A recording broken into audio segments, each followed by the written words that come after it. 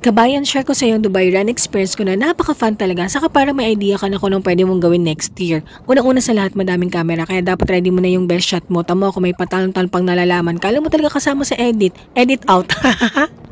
Ay mali, ang una pala ang tumakbo, hindi ang manood. Ano to, shooting? Hay, nako. Pangalawa, hydrated ka talaga kasi My Dubai got you covered. Don't forget to say thank you. Wait.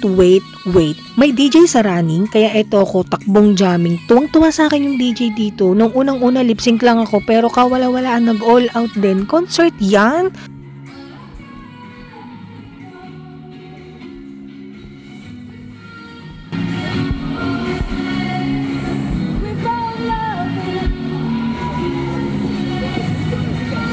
Lastly, make your finale bongga. Bongga ng takbo sa finish line. Yung tipong kahit pang 1,000 ka na feeling mo ikaw ang champion. Ganun. Na may mga saysay